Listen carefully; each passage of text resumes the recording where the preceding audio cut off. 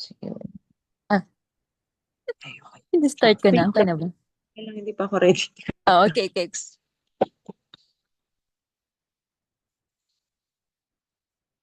Good evening, everyone.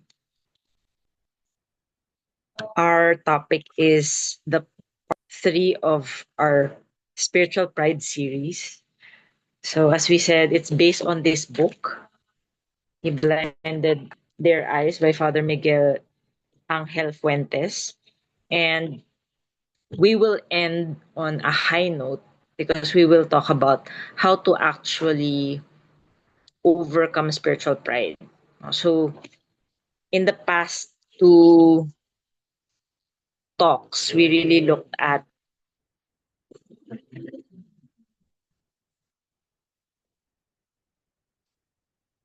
what spiritual pride looks like and the consequences of spiritual pride and basically why it's so hard. So I'll just read again the quote from last time. It's from Saint Ignatius for us to just see how bad it really is. No, so Saint Ignatius says, no, he describes the general consequences that come with spiritual pride and attachment to one's judgment. Obedience ceases to be what it should. Perseverance in obedience is lost, and lost as well are love and happiness, readiness and promptness, simplicity, humility, courage in difficult things. It gives rise to discontent, grief, delay, laziness, backbiting, excuses, and more. So his actual quote is, without this obedience of the understanding, it is impossible that the obedience of will and execution be what they should be. For the appetitive powers of the soul naturally follow the apprehensive, and in the long run, the will cannot obey without the violence against one's judgment.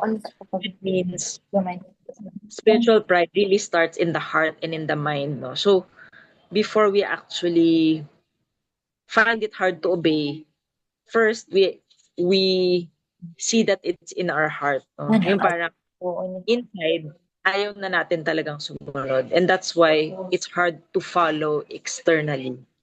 Okay, so Yellow na ice. um so sabi rin ni sabi ni Saint Ignatius, fortitude becomes hard for us. It's hard for us to do difficult things because of spiritual pride. Very ano no, very, I would say, insightful kasi sometimes we have a cluster of problems.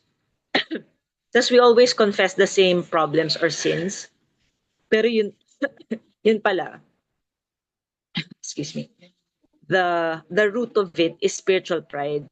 And when we attack or address that core sin or that core vice, all those smaller sins will die kasi yung source of their power, so to speak, is spiritual pride. So sabi ni Saint Ignatius, fortitude in difficult tasks fail, and in a word, all the perfections of this virtue.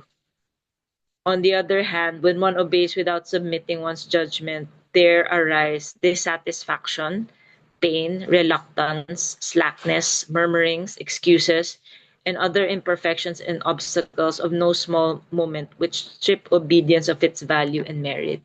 So, lahat yun when we murmur, yung sumusunod ka pero ayaw mo, or we're making excuses, there's reluctance, there's slackness in our duties. It all goes back to spiritual pride. Okay, so that's just like a short review, no? Pero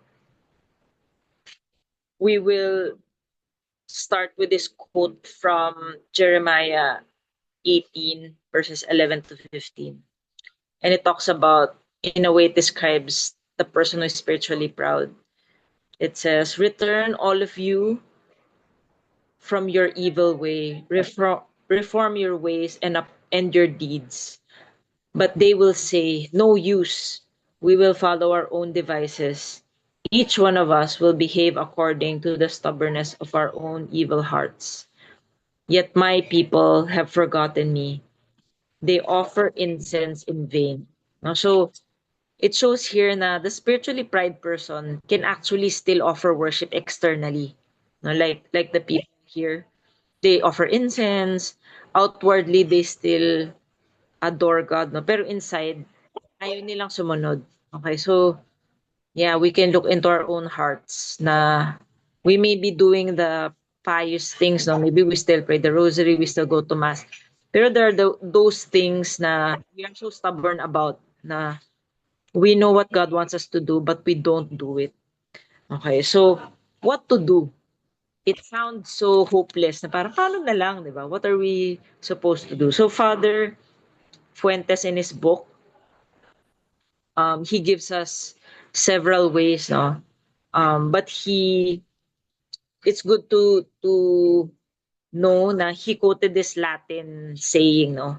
Extremis malis, extremis remedia. Okay? For great evils, great remedies. Okay, so parang, alam niyo yung ano, has any one of you gotten like a severe physical disease or injury na you needed major medical intervention like surgery kayo or talagang rinush kayo sa ER, you had to do some very risky operation just so that you would not die. Okay, so in a way, spiritual pride is like this. We have to do something extreme to address it. So it's like, you know that story of Saint Ignatius na, di ba na cannonball yung leg niya? Do you guys know his story? And kung nakita niyo sa movie, talagang, oh my gosh, parang wala pa yatang anesthesia, parang, hindi ko yata kaya. They like, totally like, had to reset his bones. Kasi talagang, ano eh, na-shatter yung leg niya. And, you know, St. Ignatius was a vain man, na nung nalaman niya na para magiging crooked yung walk niya, ayaw niya. Talagang pinilit niya yung doctors to do it again so that his legs would be straight. Yung parang, because something major happened to him, something major din yung intervention. No? So, for us, that is the great remedy. No, we have to do something drastic to address our spiritual pride. Sabi nga sa Hamlet, no, ni Shakespeare, desperate groan by desperate diseases, desperate groan by desperate appliance are relieved or not at all. So it means spiritual pride will not fix itself. Hindi siya maayos on its own unless we really do something to address it. Okay, so we can't just have wishful thinking na, okay na yan, alam na yan ni Lord, o kaya aayos na lang ako at some point in time, no? So, it's like that shattered leg. Now, we really need to do something and it might be painful, but we have to start somewhere. Okay, so the first is, according to Father Fuentes, is humility. Obviously, no, spiritual pride, to counter it, we need humility. Pero extreme humility. And because spiritual pride is really about our overconfidence in our own judgment and parang masyado tayong believe sa sarili natin and our opinions, we really need to see the truth about ourselves, no? Na we are in desperate need of people's counsel. Na we can't rely on our own judgment. Okay? How do we see this concretely in our lives? First of all, we allow ourselves to be corrected. Okay, and this is really hard din, no? Especially if, for example, like us na in a way we really are doing more than what the regular Catholic does. And whether we admit it or not, may tendency talaga na we can be proud about that. And we can say, sino ba siya para i-correct ako? Hindi nga yung nagro-rosary. O kaya, sino siya, the who siya, na will say that thing those things to me? Do you even know me? Yung mga ganun, di ba? And we shouldn't just accept correction, pero we should accept it with simplicity and practice it promptly. So like a child, di ba yung bata, while we are young, we are teachable. But the sad truth is, the older we get, the more na feeling natin, nobody can correct us. Okay?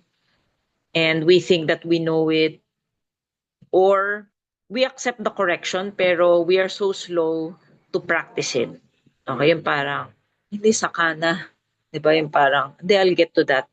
So like a child, na we are very humble, we know na we need correction, we follow, no? With simplicity and with promptness. Okay, so sabi sa Proverbs chapter 12 verse 15, those who listen to advice are the wise. Okay, those who listen to advice are the wise.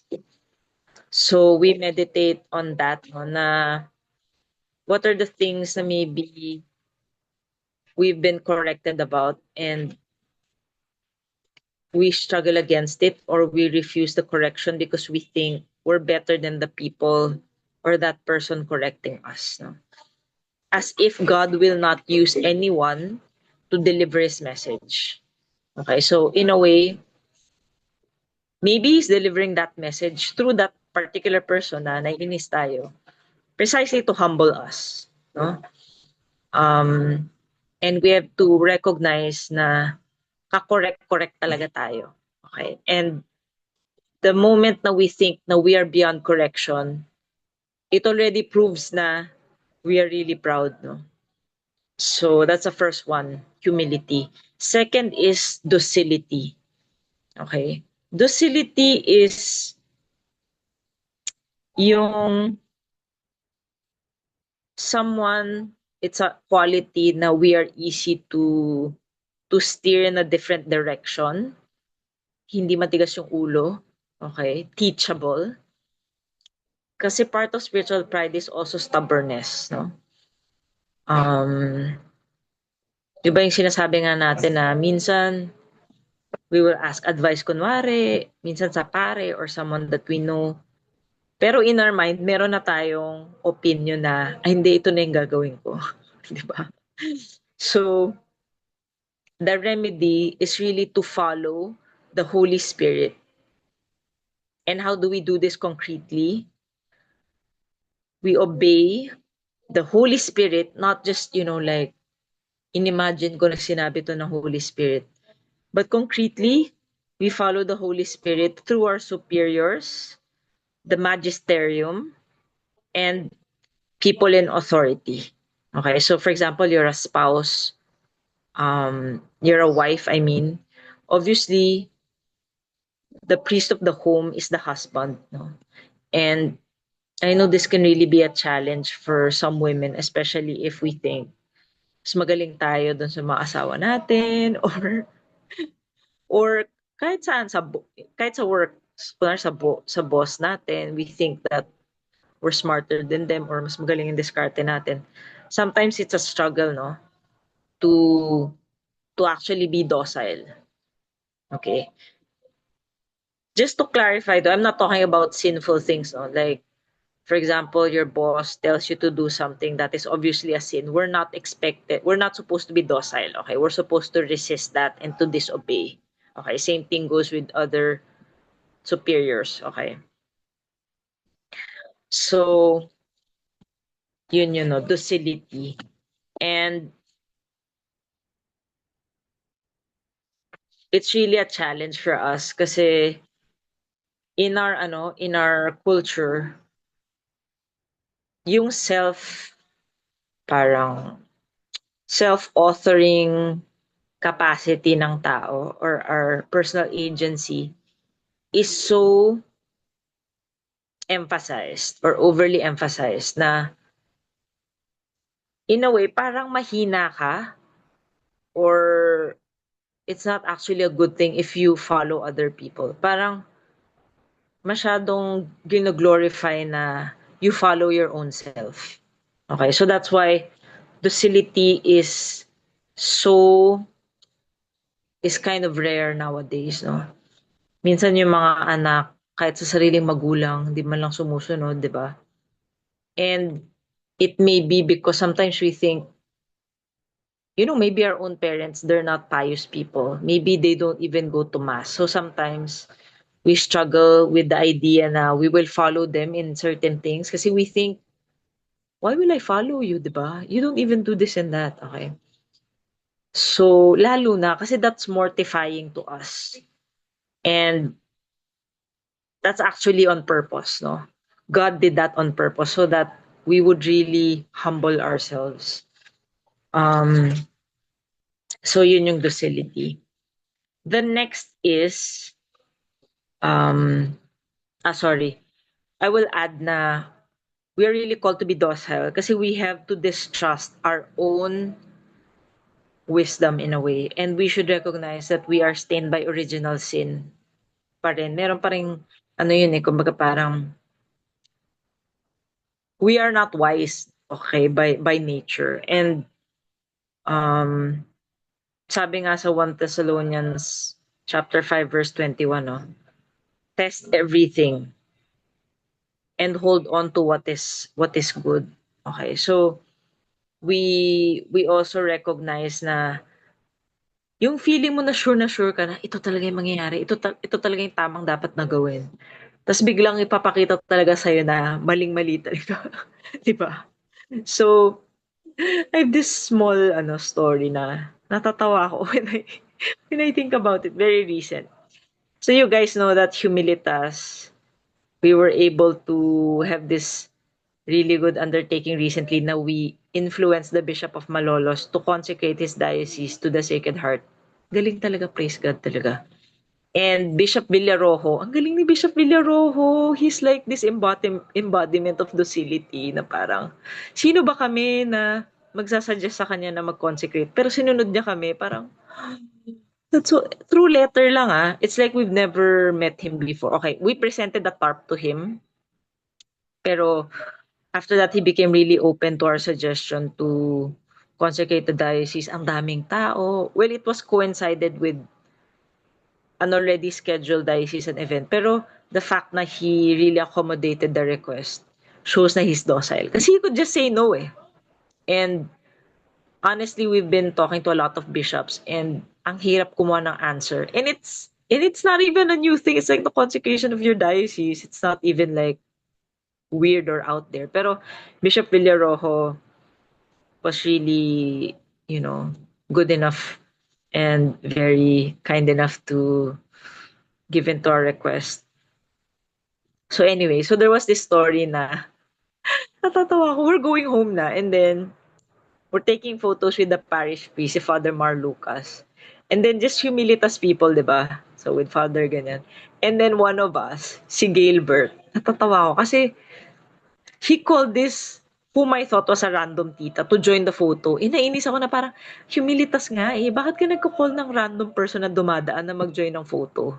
Okay, so honestly, okay naman ako sa ganon usually. Pero siguro I just wanted a humilitas photo. Okay, clickish lang. Tapos parang, sabi ko, ba't mo pa siya tinawag? Parang ganon. Quietly lang na, pero anyway, so I was like, sige na nga.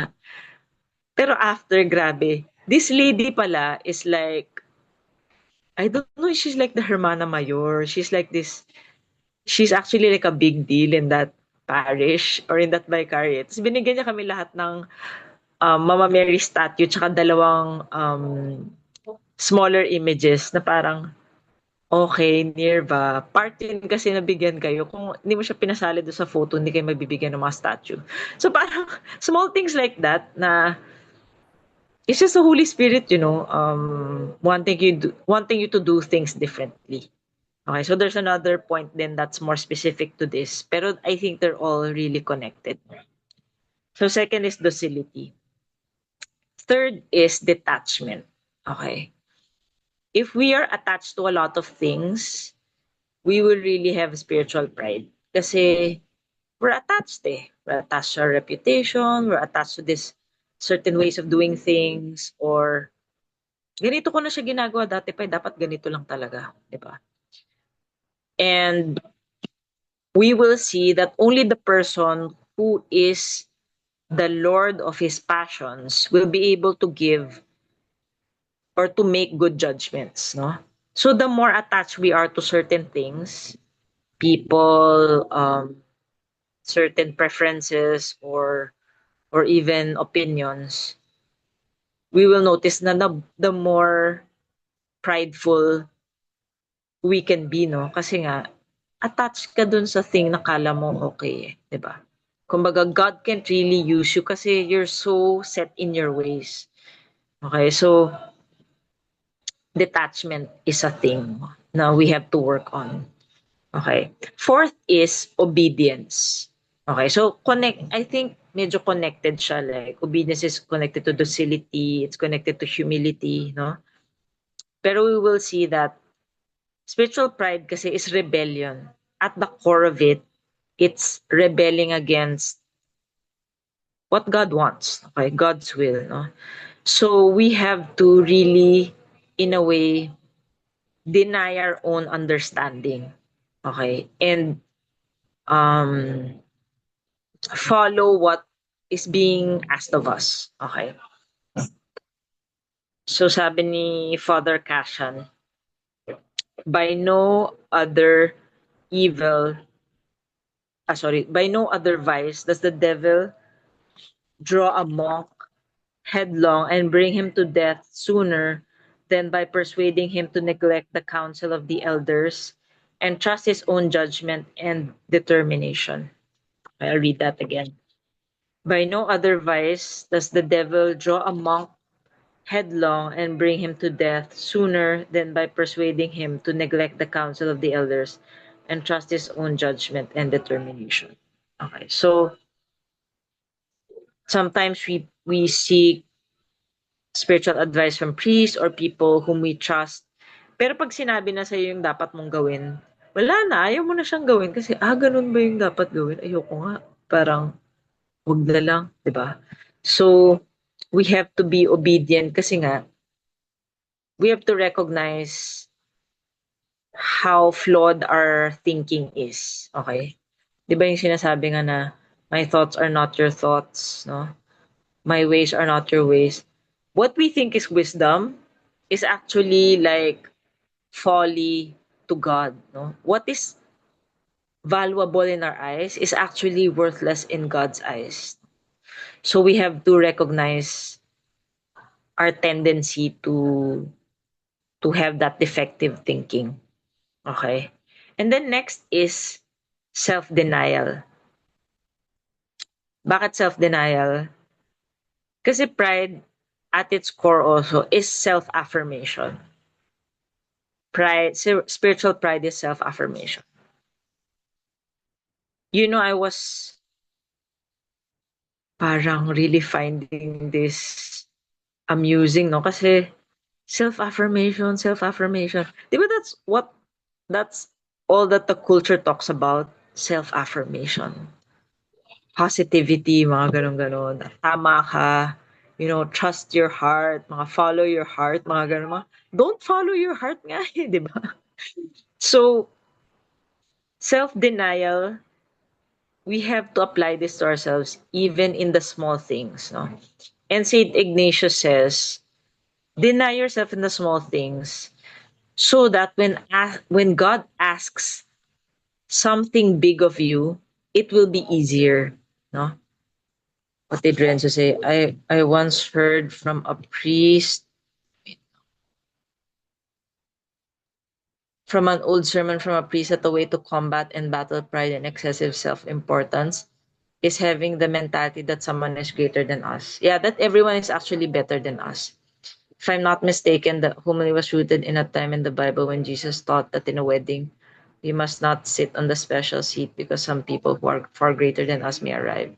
Instead, we must sit on the least important seats and must never sit on the special seats unless invited by the event's host himself or herself. Yeah, correct. No, so we shouldn't judge people by their appearances or parang minsan we can underestimate people just because of first impressions na ganyan pala siya. Parang gano'n na, I'm better than this person or I'm more, I have a higher rank somehow or I'm more experienced, no? So, connected to that, this is why we should give in to others' preferences more than ourselves. And honestly, for example, for me, this is a struggle kasi marami akong preferences sa life. Okay, like, pag kinausap niyo ako, ang dami kong opinions about stuff na parang, mahilig kasi ako magbasa ng mga very niche things. So, if I have something na I have a preference for, it means, in a way, napag-aralan ko na siya. Kaya I have this opinion about it. Okay. But, of course, limited lang talaga yung alam natin. And, grabe, maka-thumbs up naman si Trish. Thanks, Trish. Thanks for affirming. Just kidding. Pero that's true, no? I mean, thanks to all my friends who accept me this way. But I'm working on it. For example, I've been a vegan for a long time. Okay, pero ano naman, medyo naging open naman ako dun sa pagiging vegan kasi for a long time, like, siguro 10 years na akong vegan and I'm really like, come on, even Adam and Eve were like vegans, this is the way to go. Happy naman ako sa pagiging vegan, pero syempre parang after a while, ang dami, nag-share talaga about veganism na. Pero parang, I really have some questions about the lifestyle pa rin eh. So eventually, when I started reading about the carnivore diet, okay, hindi ako nagpa-plug, no?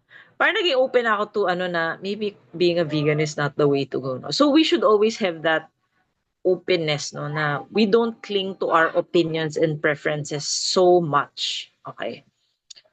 Um, and for me, honestly, I've been learning that the hard way. Like, for example, I also go to the Latin Mass, no? And like, I invite my friends, ganyan. And sometimes, nakaka-frustrate kasi feeling ko parang bakit di nila magets? Like, bro, um, can't you see? Like, can't you recognize it for what it is? And it just blows my mind kasi parang, guys, ano na, it's like, it's so obvious. Why can't you like get it? And sometimes, I have to admit, minsan na-judge ko yung mga people who don't get it. Pero I realize, it is not, how should I say it? I still fully believe na this is really the worship na God wants of us. Pero I also believe na we are all on our journey. Na I was like them like a few years ago and I had no idea. No? So I had to be walked through that journey on my own time. No? At God's right timing. And I don't know the timing of that person. So parang I shouldn't think that we have the same journey na, hey guys, why can't you get it? Okay. And it's very humbling also that way na honestly there are a lot more humble people, humble Novus Ordo going people than yeah, there are mayabang na trads, no? So kumbaga parang it's really in God's time, no? And we have to trust God na he will fix it. We are not called to fix stuff, okay? So that's self-denial, no? And um I've also learning to like just temper my opinions. Like for example, sa health stuff na kunwari may kakasakit, tapos they're like really doing something na I know is like, bro, it's not gonna work.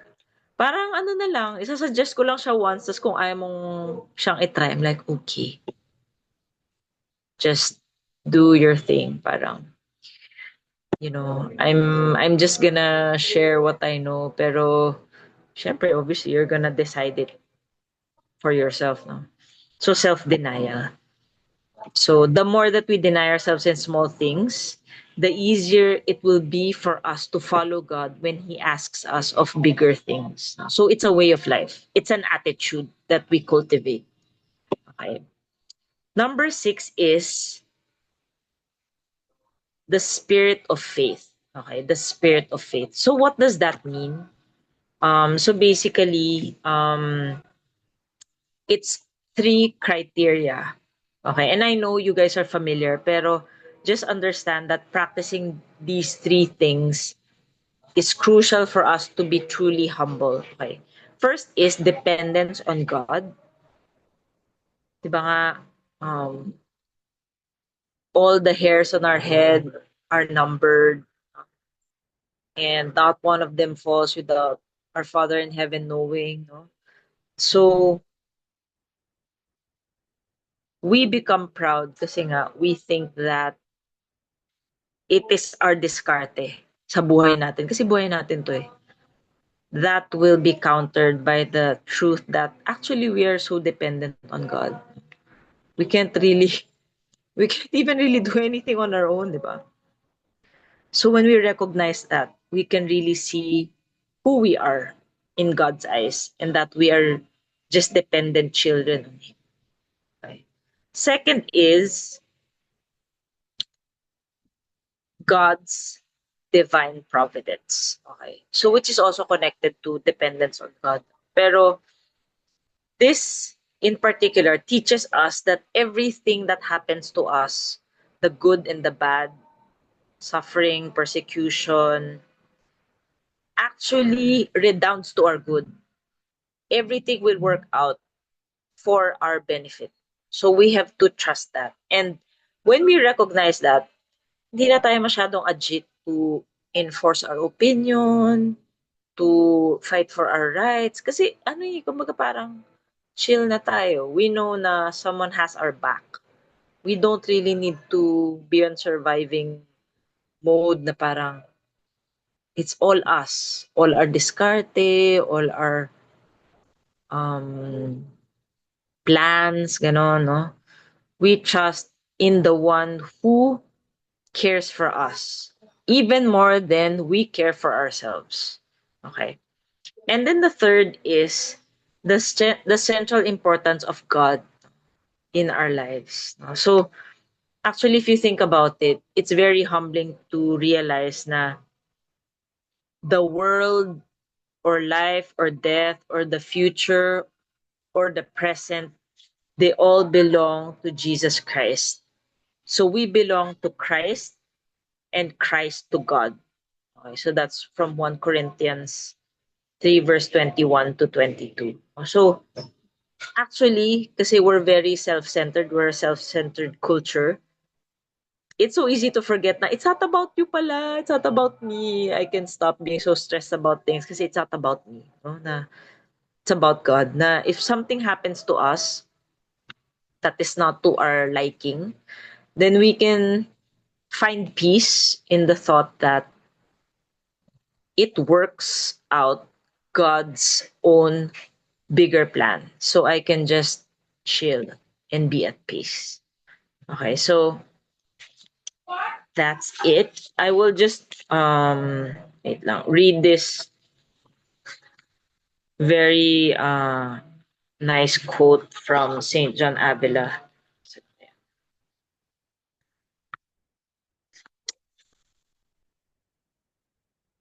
Cursed be one's own opinion, which gives us so much work to the one who has it, and how disrespectful it is to God.